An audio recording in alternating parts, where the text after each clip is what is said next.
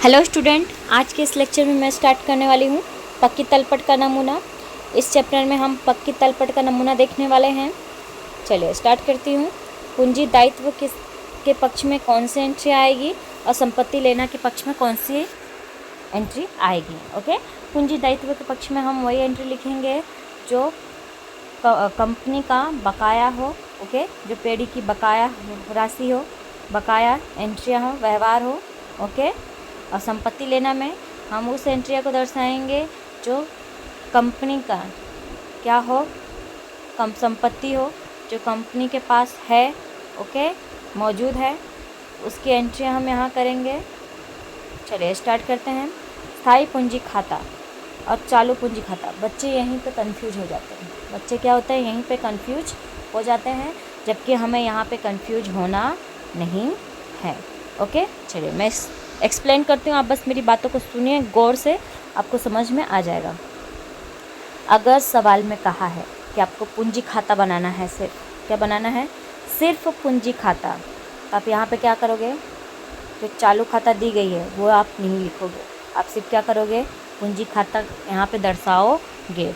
Okay, अब पूंजी खाता हम यहाँ पे क्या दर्शाएंगे, पूंजी खाता का जमा बाकी। हमने पूंजी खाता बनाया ही है, समझिए, हमने पूंजी खाता बनाया, तो इसका जो जमा बाकी है वो हम कहाँ दर्शाएंगे, पूंजी दायित्व पक्ष में दर्शाएंगे। ओके, पूंजी दायित्व पक्ष में दर्शाएंगे। अंडरस्टैंड, समझ में आया। चलिए, और एक चीज़ और याद रखिएगा, साझेदार की पूंजी खाते में जमा पक्ष का जो टोटल है वो हमेशा ज़्यादा आएगा। ओके, और यहाँ हमेशा जमा बाकी ही आएगा। ओके, चलिए स्टार्ट करती हूँ। ये हमको समझ में आ गया। अब क्या कहा है सवाल में कि चालू खाता बनाना है, क्या बनाना है, चालू खाता बनाना है। अगर आपको चालू खाता बनाना है तब पूंजी खाता नहीं बनाओगे, आप पूंजी खाता नहीं बनाओगे,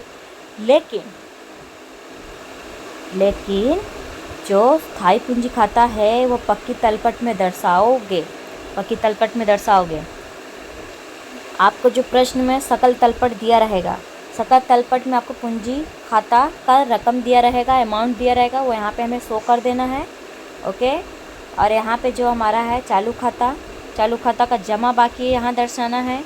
अगर उधार बाकी आया है तो हमें इसे दर्शाना है, यहाँ पे शो नहीं करना है। समझ में आया। चलिए यहाँ पे देखते हैं। एक जमा बाकी है, जमा बाकी का मतलब क्या है, जमा साइड का टोटल ज़्यादा है इसलिए हमें जमा बाकी मिला। और उधार बाकी का मतलब क्या है, उधार साइड का टोटल ज़्यादा है इसीलिए हमें क्या मिला, उधार बाकी है तो हम संपत्ति लेना पक्ष में दर्शाएंगे। अगर जमा बाकी है तो हम कहाँ दर्शाएंगे, पूंजी दायित्व पक्ष में दर्शाएंगे। ओके, यह हमारा तीसरा एंट्री क्या आ गई, अनामत। अनामत में क्या है, सामान्य अनामत, पूंजी अनामत, अन्य अनामत। और बिन चालू जिम्मेदारियाँ में क्या है, बैंक से ली लोन, ये हमारी जिम्मेदारी है, बैंक से लोन लिया है तो उसे देना ही पड़ेगा, चुकाना पड़ेगा। अन्य वित्तीय संस्था से ली लोन, मित्रों से ली लोन, साझेदार की लोन, ये हमारी क्या है, जिम्मेदारियां हैं। अब चालू जिम्मेदारियां, बैंक ओवरड्राफ्ट, फुटकर लेनदार, देनी हुंडी, आदत खर्च, अग्रिम प्राप्त आवक, कर का प्रावधान, प्रोविडेंट फंड, साझेदार की लोन का आदत ब्याज। अब बैंक ओवरड्राफ्ट का मतलब तो जानते ही हैं, बैंक से। ओके, और जैसे कि आपके अकाउंट में 10 लाख है। ओके, कितना है, 10 लाख है आपके अकाउंट में, कितना है, 10 लाख है, लेकिन आपको चाहिए कितना, 15 लाख चाहिए। कितना चाहिए, 15 लाख चाहिए, और 5 लाख की कमी हो रही है तो आपने बैंक से क्या किया है, ओवरड्राफ्ट किया है। क्या किया है, ओवरड्राफ्ट किया है, ओवर पैसा लिया है, तो जो 5 लाख है वो हमारा क्या रहेगा, ओवरड्राफ्ट रहेगा, तो हमें बाद में चुकाना पड़ेगा, हमारी जिम्मेदारी है। फुटकर लेनदार, देनी हुंडी, आदत खर्च का मतलब क्या होता है, आदत का मतलब होता है बकाया खर्च, हमारा बकाया खर्च बाकी है। अग्रिम प्राप्त आवक, कर का प्रावधान, प्रोविडेंट फंड, साझेदार की लोन का अदद ब्याज, साझेदार का लोन का जो ब्याज हो चुकाना बाकी है, ये सारा यहाँ पे आएगा। अब हम संपत्ति लेने में आते हैं। पहला हेडिंग क्या है? बिन चालू संपत्तियाँ, स्थायी संपत्तियाँ, दृश्य संपत्तियाँ। दृश्य संपत्तियाँ मतलब होता है जो संपत्ति हमें दिखाई दे, जमीन, मकान, पट्टा पर की संपत्ति, वाहन, यंत्र, फर्नीचर, फिटिंग्स। ओके, वह दृश्य संपत्तियों में क्या आएंगी? पेटेंट्स, ट्रेडमार्क, कॉपीराइट, ख्याति, ये सारे अदृश्य संपत्तियाँ हैं। विनियोग में आप सरकारी प्रतिभूति में विनियोग करते हैं, विनियोग मतलब इन्वेस्ट करना। ओके, प्रोविडेंट फंड में विनियोग। अन्य बिन चालू संपत्तियाँ, प्रसारित महसूली खर्च। अब हमारे चालू संपत्तियाँ में है अंतिम स्टॉक, फुटकर देनदार।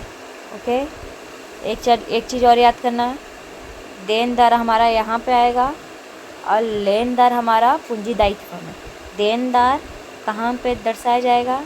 संपत्ति लेना में, और दायित्व में फुटकर लेनदार दर्शाया जाएगा।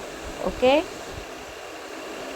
रोकड़ शेष, बैंक शेष, मिलना बाकी आवक, दी लोन, लेनी हुंडी, इसमें देनी हुंडी होगा, इसमें लेनी हुंडी होगा। पेशगी चुकाए खर्च। ओके, एडवांस में पैसा चुकाया। ओके, चालू खाता है तो मैंने आपको बता ही दिया है। अब लास्ट में इसका टोटल क्या होना चाहिए? बराबर होना चाहिए।